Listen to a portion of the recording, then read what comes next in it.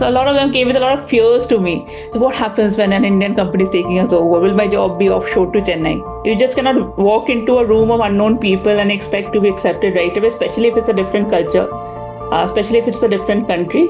Go out there and fight for your team. Go out there and stand for your team.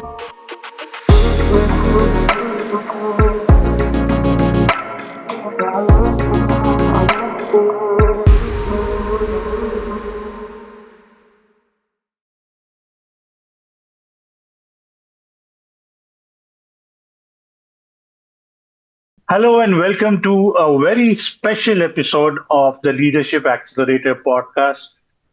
Today we have a very special guest, and I say special because she is the first lady entrepreneur on our show, and I'm very pleased to have Rimjhim Ray on our show today.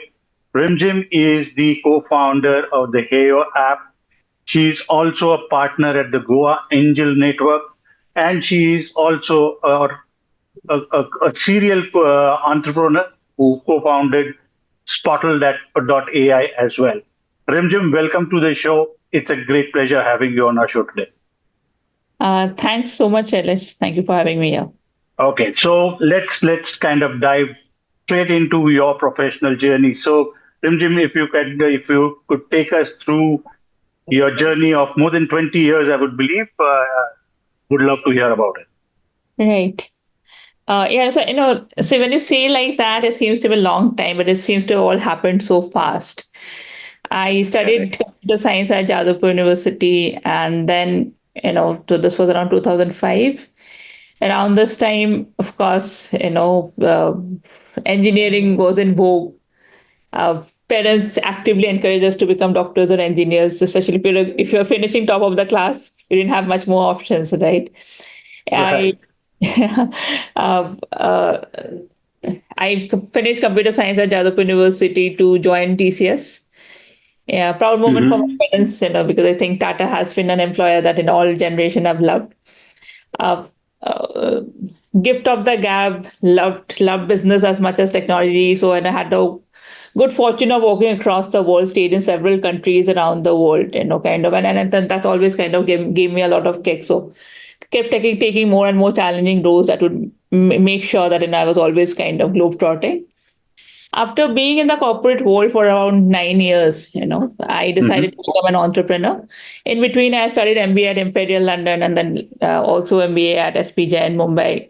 But then pivoted to an advertising career from tech, joined Leo Burnett as a business head. Mm-hmm. Spending, kind of about, like I said, 9, 10 years in the corporate world, I think I achieved enough. Also, I thought at that time, by my early 30s, I thought it was now time to solve, challenges on my own. So became an Okay. entrepreneur in 2015 onwards. And it has been, more of a topsy-turvy journey, even more than the corporate life that I lived, the globe-trotting life that I lived. Founded several companies, invested in some, and right now, as you said, the co-founder, CMO at Heyo, we're building the future of conversational commerce. We are India's largest call-plus WhatsApp platform. I think I love tech, and I love tech and I love creativity, and I think that's what probably brings me to entrepreneurship. Creatively solve problems with technology. Oh, lovely. So, Mm. it's a dream start for any engineering graduate to start working with Tatas and kind of spending 9 years, long years with Tatas. I'm sure it really helped you kind of build those foundational values. So tell us about your Tatas then, and what was it working with Tatas? Right. I think, I think, this is LinkedIn post I made after, Ratan Tata ji passed away. Unfortunately, we Hmm. lost him.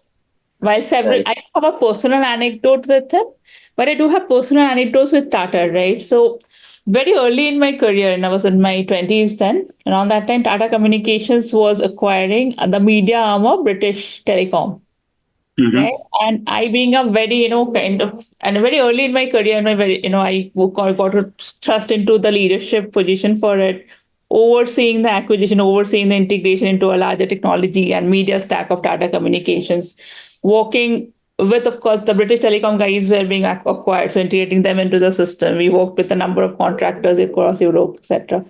So then, there was this number of interesting stories that unfolded during this time. So remember a lot Correct. of my British telecom counterparts, this all of them Brits, some of them American. I mean, or London is of course. This was in London, and London is Yeah. a Yeah.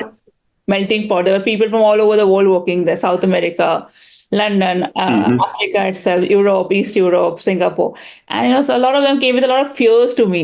So what happens when an Indian company is taking us over? Will my job be offshore to Chennai? But then there were also people who had heard of Tata and who were awed by Tata. Is that, or it's not such a bad thing, even if we, if Tata is that kind of an employer who looks up to the benefits.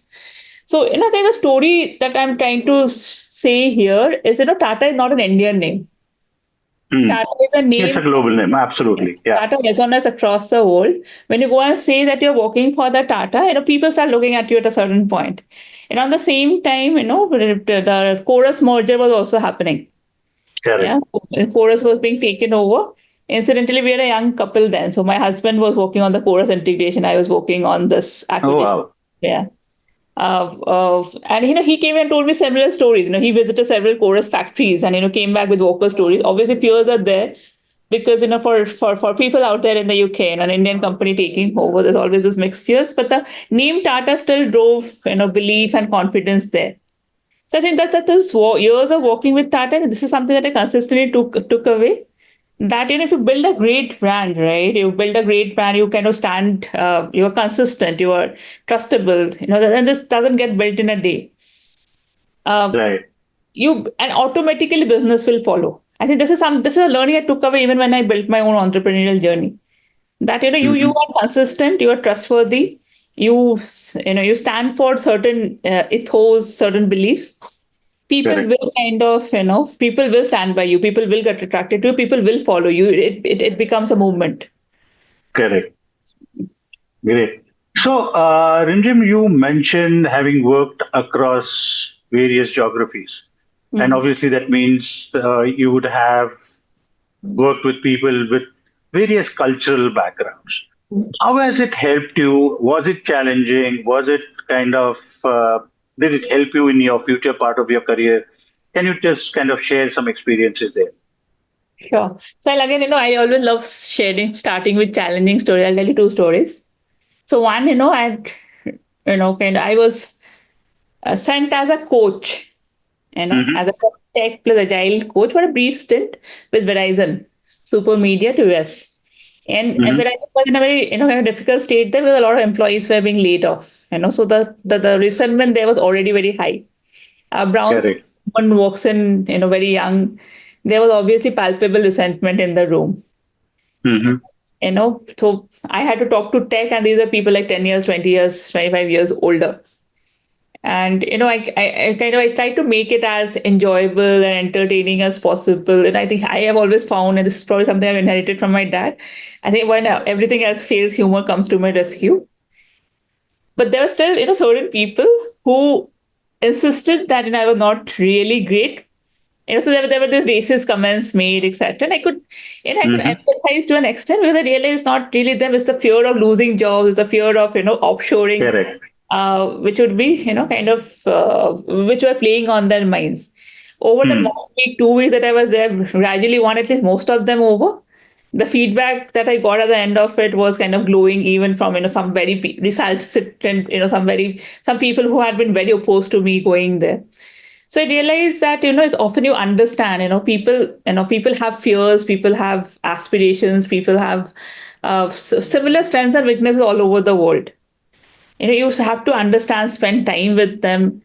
You might be coming from a different background, their backgrounds, the Right. place that they are coming from are very different. So you will have to understand Hmm. that. You have to understand, instead of being judgmental, instead of going with an assumption that Americans will be this way, or Germans will be this way, or Japanese will be this way. Try and understand them as people. Try and understand the current state. Try and understand, where they're coming from, and then try to build that level of empathy, build that level of engagement. Another example I want to give is a consulting assignment that I did in Germany. Again, I think Hmm. Indians, the average age of Indians is very low. Now I've Right. spent a long time, I already feel like a dinosaur. But back then, in my 20s, when I Yeah. went when I went abroad and I worked with leaders, they were at least 10, 15, 20 years older. Similar roles. Hmm.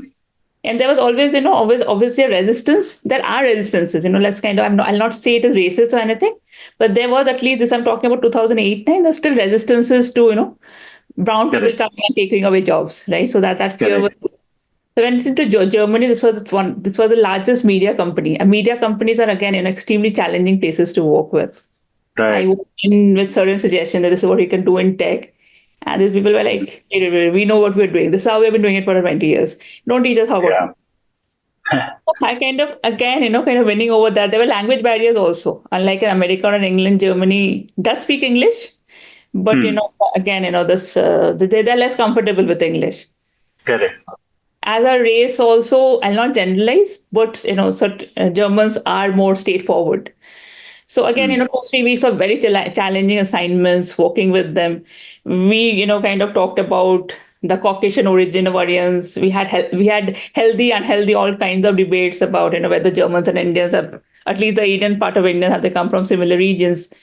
And then we deep dived into the problem that we're trying to solve. I think what I tried to win over there with was data, with examples, with Yeah. actually demonstration of how it can work out.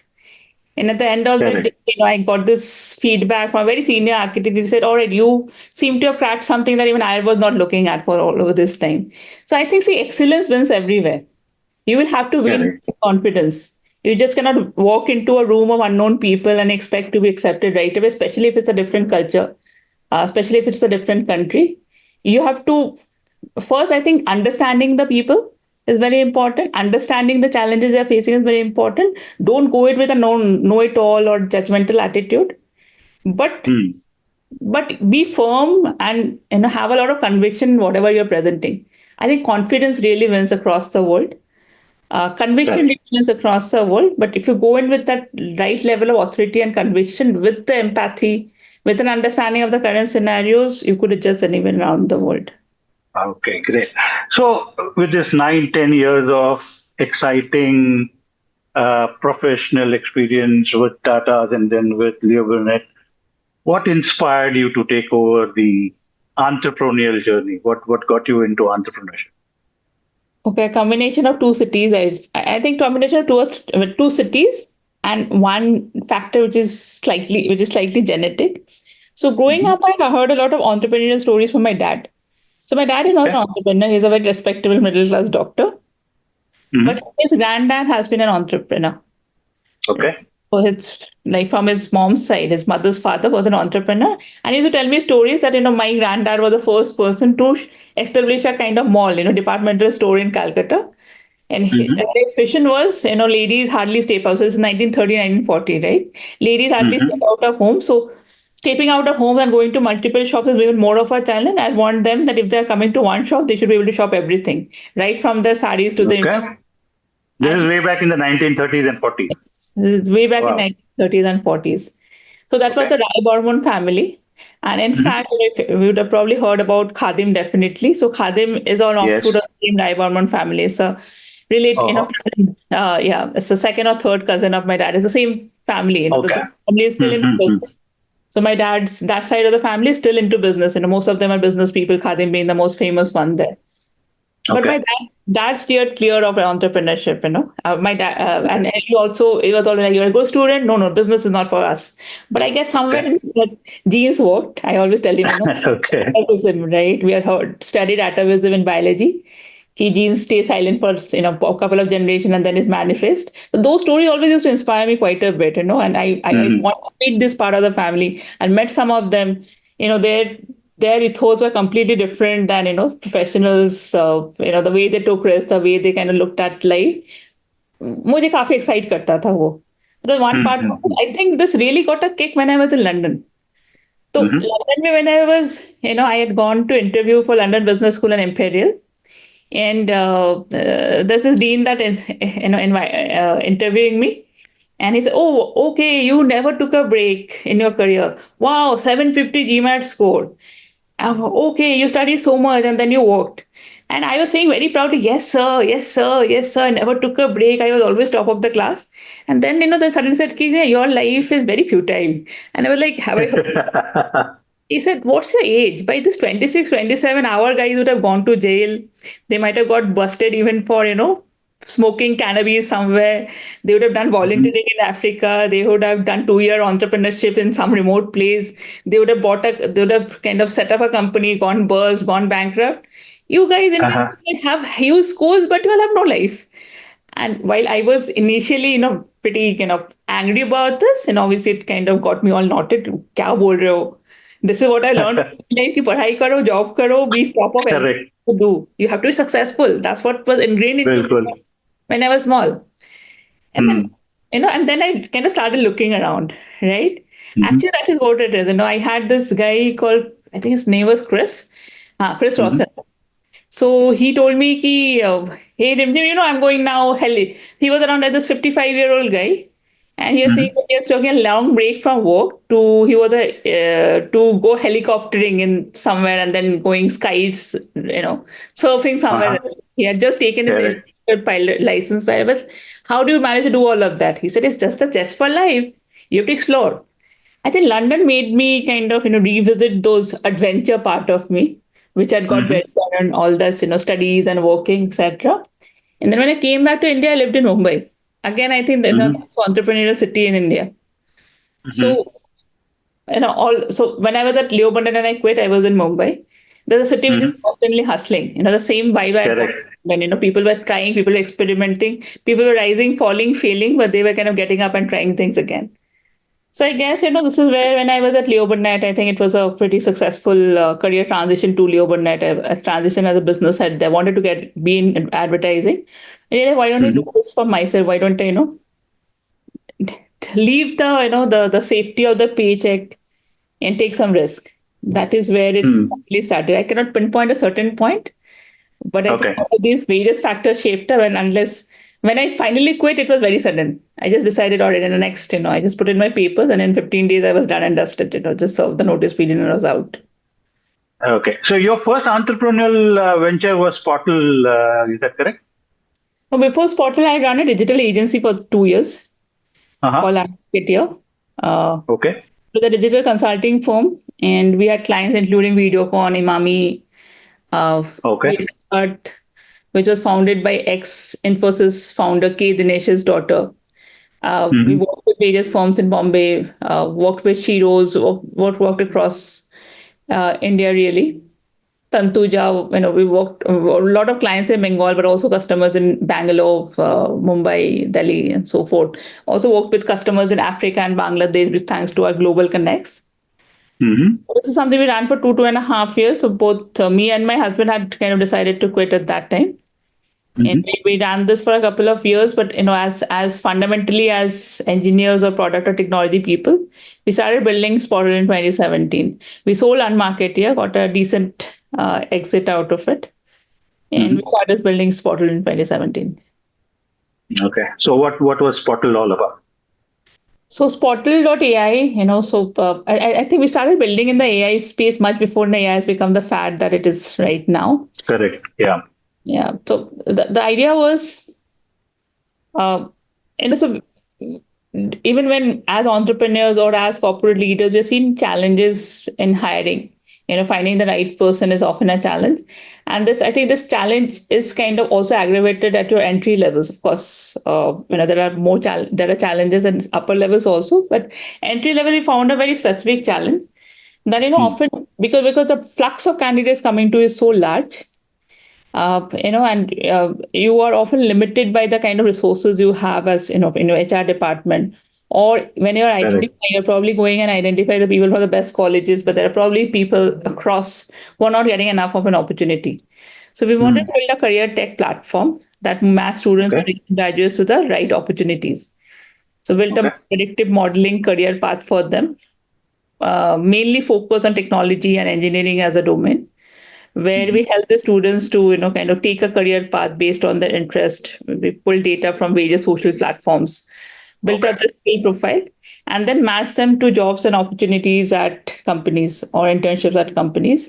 The companies Okay. also, saw basis their profiles, they were automatically matched, so they didn't have Mhm. to, instead of shifting to thousands of CVs, they were automatically given, or the platform automatically surface for them the most ideal hires for them, The most relevant. Okay. most Got relevant it. hires.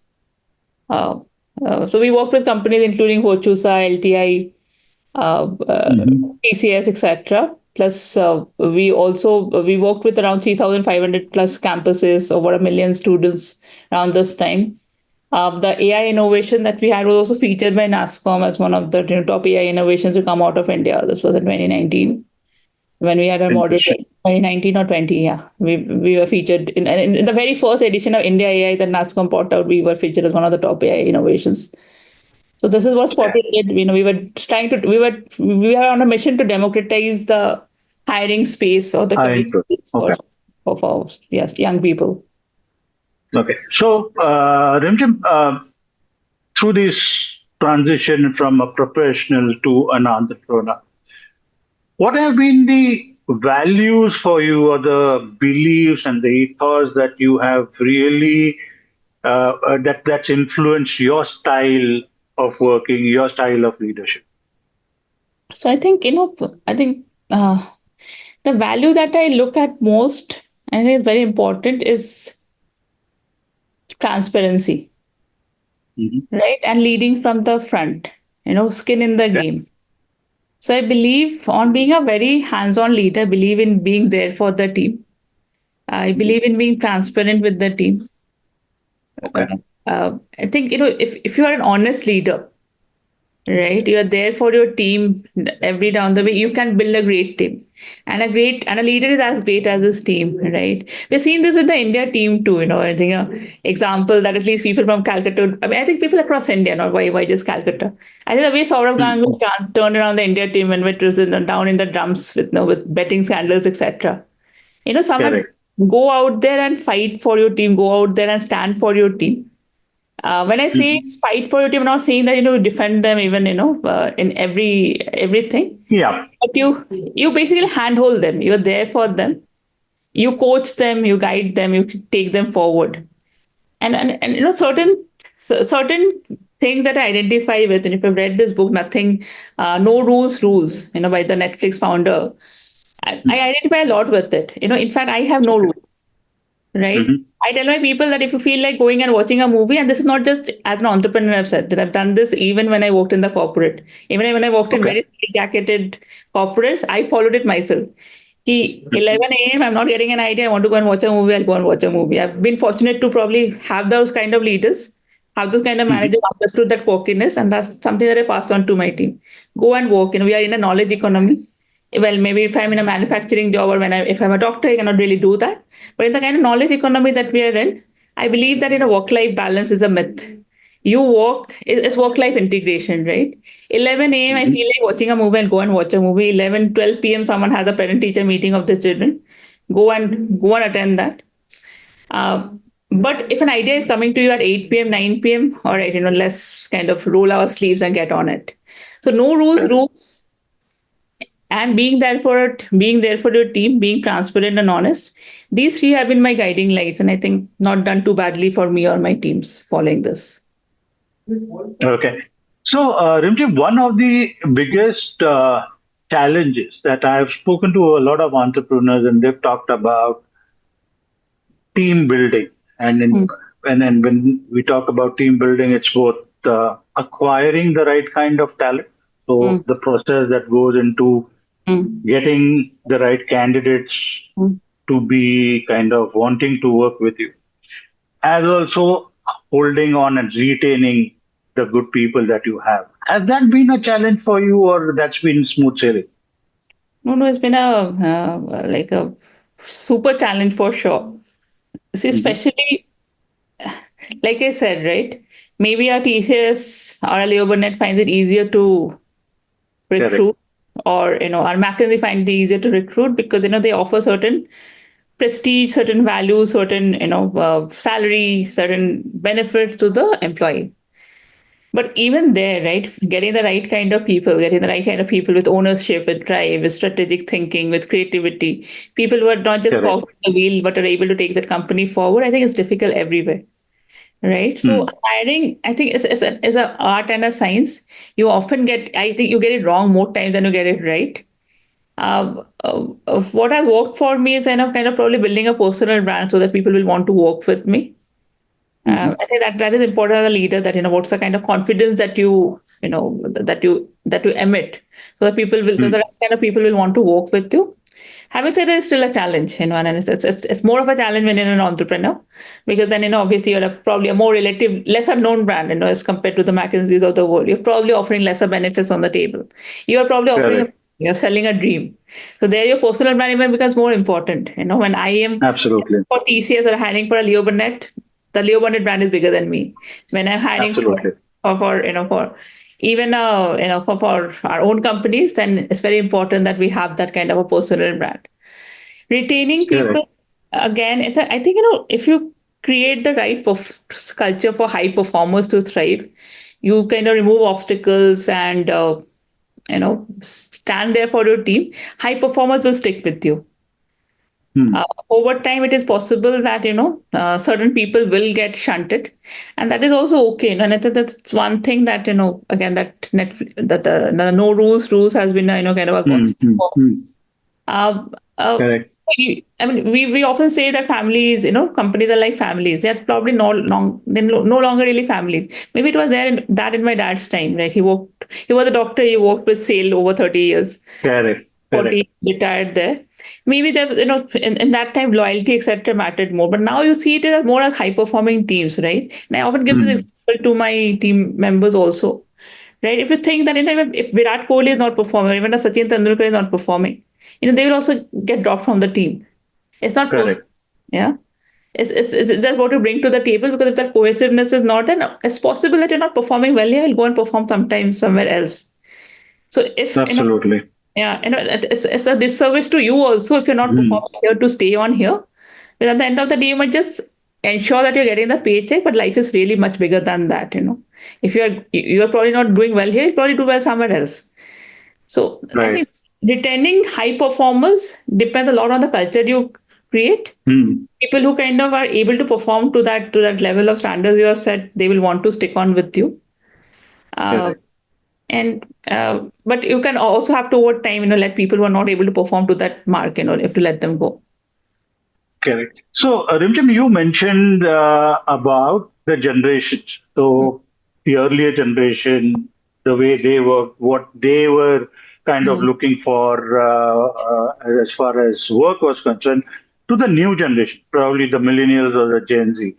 What do Mm. you see as the very peculiar traits or the peculiar needs and wants of the newer generation when they are looking for a career or looking for a job? See, I think, again, it cannot be completely generalized. I believe that, people are also different, and just putting generation tags is often a disservice. But having said that, especially in Gen Z, I think these are people who were born in the late 90s, early 2000s. So by the time liberalization had already happened in India, right? Absolutely. Yeah. Yeah. So, I'm, kind of like born in the 80s, but, this was pre-liberalization. But if you look at Gen Z, largely post-liberalization India, by that time, India had become overall there was more money in the middle class's hands, Hmm. right? So, they probably grew up I mean, I'm not generalizing, but generation to generation, if I compare, these people grew up in more liberalized times. They'd already been exposed to the Western, more technologies from when they were kids. They had also seen more luxurious lifestyles, because, obviously liberalization brought in more wealth to India Correct. overall, and it kind of made the middle class richer. It kind of gave them access to a lot of things, and a lot of global stuff, a lot of global luxuries. So I Hmm. see us, certain cases, I do see complacency, right? Okay. Uh, because, you are used to getting things on a platter, right? Hmm. You are used to a more kind of luxurious lifestyle. You know that, and if you quit today, maybe, your dad can step in. So do see certain, complacency at times. That is on the flip side. On the positive side of it, this is also a generation which is, kind of very screen friendly, very confident, because they have been looking, using Yeah. mobile. You're probably born with a mobile Yeah. ready for as soon as they kind of start working. Yeah, my daughter is 9. She doesn't want to do calls. Whenever she goes to the phone, she says video call karo. So basically, phone Okay. call is, is an alien concept. If she cannot see, she will. Correct. Correct. Yeah, so she's very Mm-hmm. naturally friendly in front of her camera. Right. So is Gen Z, for example. They're more naturally camera friendly. They're more naturally stage friendly because that's what they've been Mm-hmm. seeing digital screens from the time they were born. So these Correct. parts are there. It's again, I think as a leader, you should be able to understand the various generations, various people, not look them at only through generational levels, but look at them as individuals Mm. and see, again, what kind of people fit in with your team, and then take those people forward with you. Mhm. Correct. Great. So after 9 or 10 years in the corporate, and then moving into the advertising world, and then into the entrepreneurial journey with Spotle, Mm. back to telecom with Heyo or with operator. Was it because was that the effect of working in the telecom sector in your early days? All right. I guess, you're very, very sharp because you have been a business leader yourself and also come from telecommunications. Yes, that is probably true. So I started in telecom, and I was fortunate to work with some of the biggest telecoms. Mentioned British Telecom, Tata Communications, Correct. Verizon. Worked. Again, worked with some of the largest business houses, telco houses across the world, and I've Mm-hmm. seen a lot of tech kind of unfolding. So I was interestingly the solution architect of British Telecom's Open Wi-Fi launch.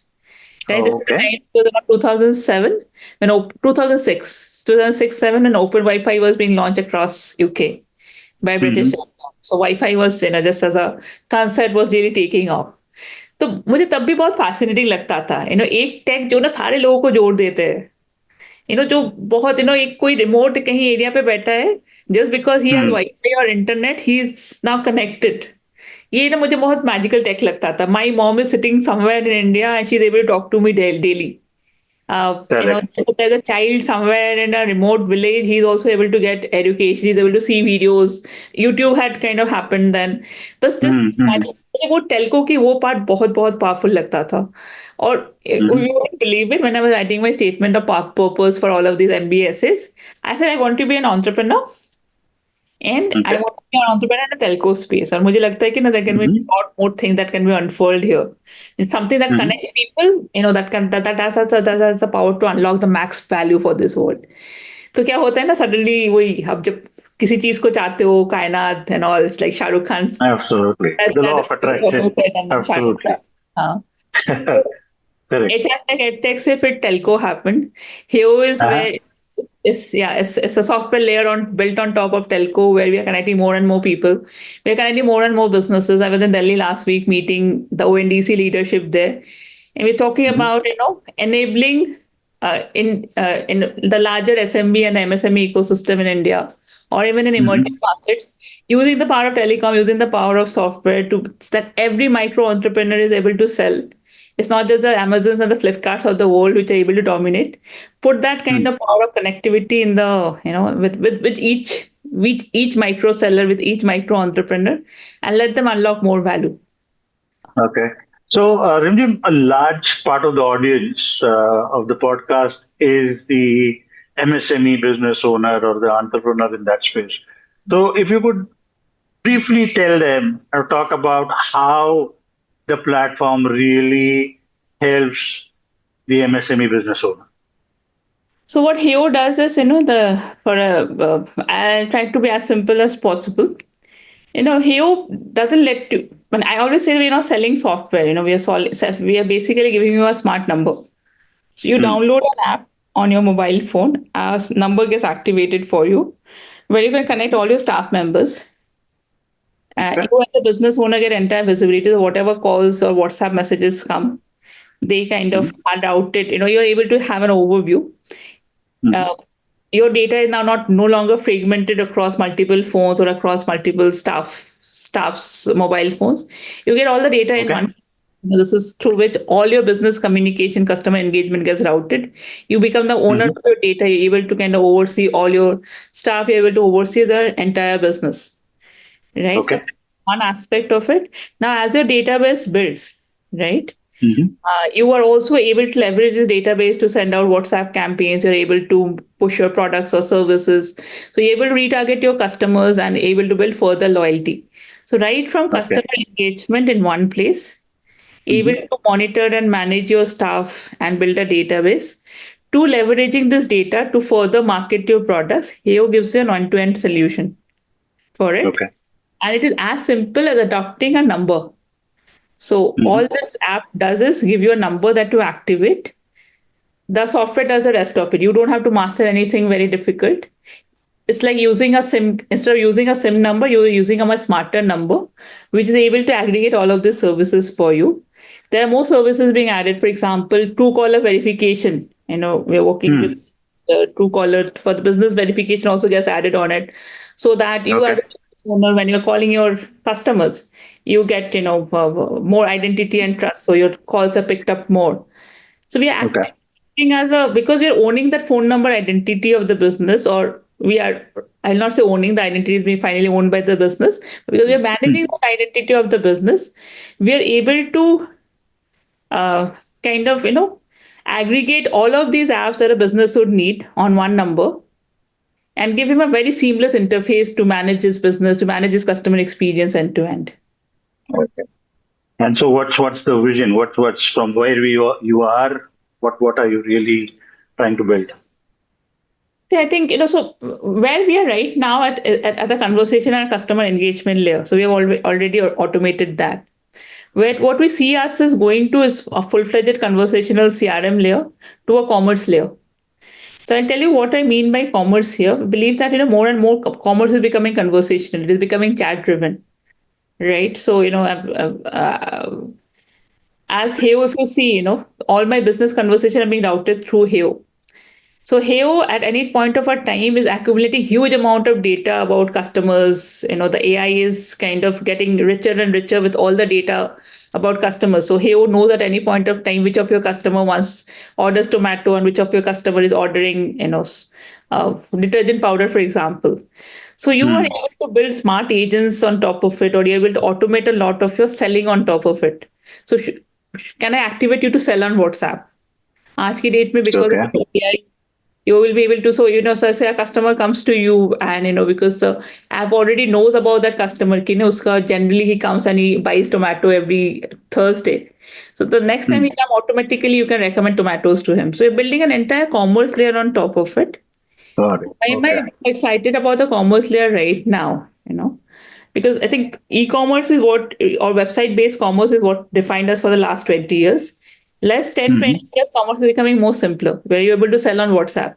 आपके catalogue Correct. WhatsApp में आ जाते हैं, उसके ऊपर आप बिल्कुल. AI layer build करके शायद अपना रिकमेंडेशन दे सकते हो अपने कस्टमर्स को, आप ऑफर्स भेज सकते हो अपने कस्टमर्स को, Mm. कस्टमर जब आ रहे हैं आप उनको रिकमेंडेशन दे सकते हो on the spot. Parallelly, there are more evolutions happening in India. UPI took us by storm over the last 4 5 years. We saw that if technology is really simplified, even a smaller seller will adopt it. Right now, Correct. NDC is happening, which is the vision is to connect every micro seller to a online network. So Mm. with a conversational layer like Heo at the at the front end, and with layers like ONDC which are bringing in logistical support, even your local banya who might be today being feeling left out by the quick commerce revolution ki मुझे तो Mm. business Mm. नहीं मिल रहा है because Correct.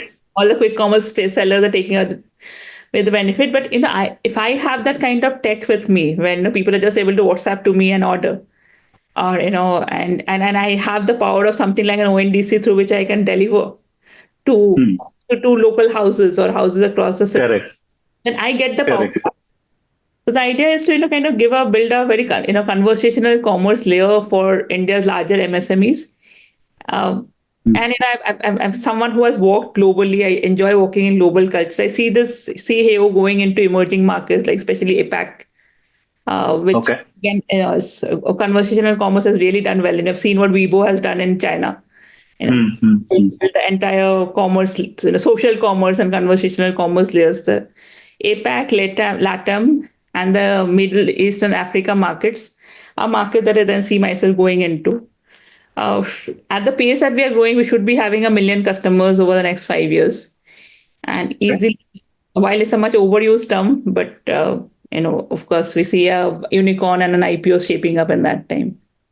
Wonderful. And best wishes for that. So, Rimjhim, you've been a lady of many roles. And one thing which we've not yet touched upon, and what I would really like to talk about, is your role as an investor. And you've been associated with the Goa Angel Network. Mm. Can you tell us more about it? How active are you in that space, and what are your investments, or how do you kind of find time also for that kind of a role? As an investor, I'm just getting started, I'll say. Okay.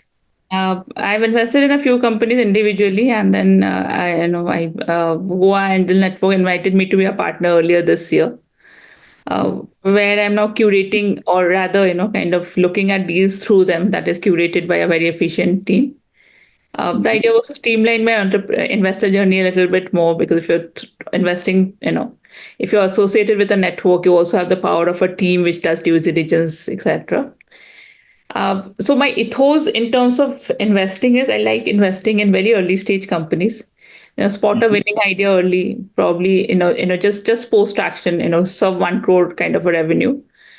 I want to prioritize technology as an enabler, and to an extent, I'm not say 100%. To an extent, I'd want to prioritize diversity. Um, that's not a mandate. It's not that, I want to kind of say that it has to be day or not at all, because I think anything which is very forced, that's always counterproductive. But if there is a woman entrepreneur who using, and there have been phenomenal women entrepreneurs. We've seen the examples of Yep. Nike, and, MobiQuick, etc., which have done phenomenally well. Yep. Sure. For sure, women entrepreneurs need, I think a larger shout out machinery for them. So if I spot a good technology idea in its early stage, uh, preferably with at least one woman as a co-founder, I prefer investing there. Okay. And you've already initiated that journey, and you are kind of actively looking to participate in that ecosystem. Yes, through Goa Angel Network, we've invested in over 20 plus companies so far. And we see this Mhm. scaling up to at least 100 companies in the next couple of years. Wonderful. Okay, one question that I really like to ask most entrepreneurs, because I personally have felt that challenge, is how do you manage? And you talked about it briefly. So, how do you manage the work life? Whether the integration or the balance, whatever way that you want to talk about it, do you find that at times you are kind of pulled in one direction, and then you really don't have time for family, relationship, friends, and so on and so forth? Does that happen with you? It does. It definitely does. I think I've been fortunate to have a great support system at home. Mhm. Both parents or in-laws or my husband. I think I've had a great support system at home. I have a 9-year-old daughter, and often so happens, even for example, I went home very late yesterday, and she asked me, "Are you going to be again late today?" And incidentally, I'm going to be again late today, because there's a entrepreneurship meet which I thought I would avoid, but right how it is. You have to Correct. spend time, and it's not just work. And as an entrepreneur, you also have to go and meet people. You have to meet customers. You have to, so that that sharp stop at 5 or 6. I'll not even say just for an entrepreneur, even as a business leader, right? If you're a corporate leader or a business leader, your timing often get blurred. But what I try doing is then, uh, uh, I think, as given the ethos that I have, right? I said that, I'm very flexible. That if I want to take, if I tell the same to my teammates, that if you wanted to take a break at the middle of the week, just plan it a little bit and go and take a break. So when I'm taking a break, I think something I've started doing consciously now is stay away from the mobile. That all right, Okay. taking a break. If 4 hours, 5 hours, I'll just switch off my mobile or put it in silent mode, put it in my bag, and go out and spend time with my kind of mobile free time with my daughter. I think what more than the our work timings, what I realize, what really irks my daughter, and that's the feedback that I got from her. Mama, even when you're with me, you're looking at your phone. And I realize the phone is the biggest distraction, right? Because हमें लगता है कि Right. अब इन वो FOMO हो जाता है. हमें लगता है हमें अभी Hmm. रिप्लाई करना है. हमेशा नहीं Correct. होता है.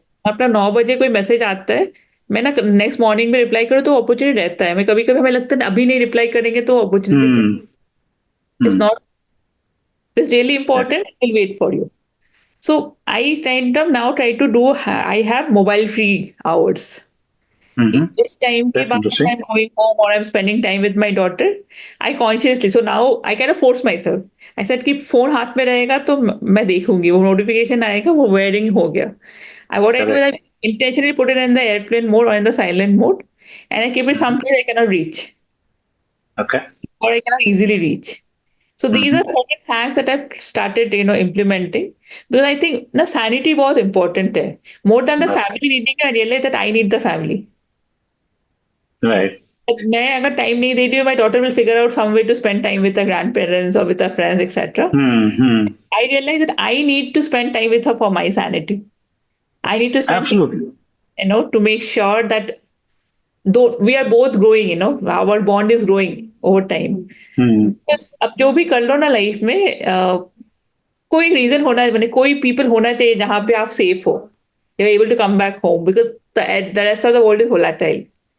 तो आई थिंक ये इम्पोर्टेंट एक चीज है, ये सच्चाई जब आप जान लेते हो ना कि मोर देन योर बैलेंस, मैंने beyond your balance sheets and the awards and the unicorn status, also there are the softer emotions what makes us humans, जिसके लिए आप Correct. You are kind of living for them.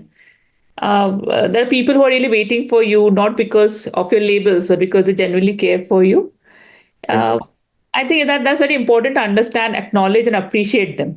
So yeah, this is what I try to do. Try to appreciate my mom more. Try to appreciate my mother-in-law more. I also, unfortunately, passed through a very, kind of a soul-shattering life incident. I lost my sister 3 years back. She was my younger sister. Oh, so Yeah, sorry about that. yeah. We suddenly lost her to cerebral hemorrhage, and the doctor said, she was in Oh. her early 30s. It's a result of, probably the stress. She was a management consultant, and Hmm. uh, so what you realize, right? कि life बहुत transitory है. हम इस life में बहुत कुछ करना चाहते हैं, बहुत पकड़ के रखना चाहते हैं चीज़ों को, बट बहुत कम चीज़ें हैं जो अपने कंट्रोल में है. आई थिंक दिस बिल्कुल. Incident also made me look at life with a fresh perspective, कि अपने लव्ड वंस को टाइम दो, spend time doing some good, giving back to the society. काम होता रहेगा, काम कभी खत्म नहीं होता है. You achieve more one ambition, you want to move on to the next. But इस बीच में जो अपनापन है, ये नहीं छूटना चाहिए, जो people who are close to बिल्कुल. You. No, Maybe it really highlights, yeah, it highlights the need for us to focus on our own well-being, whether it is physical, emotional. Mm. Oh, as entrepreneurs, I've seen a lot of times we kind of lose focus of that, and that kind of kind of doesn't take the priority. So, Rimjhim, you've been a successful lady serial entrepreneur. Any message to the entrepreneurs in general, but more specifically, maybe to women entrepreneurs that you would like to convey? So I think, I am where I am, whatever degree of success I've achieved is because मुझे लगता है I've been very gender agnostic in my thinking. Um, I have never, I'll not kind of discount that, women face more challenges. वो है. Correct. But मुझे लगता है ना, rather than thinking that, ये challenges, I mean, it's often we kind of get boxed in because of society हमें label दे देते हैं.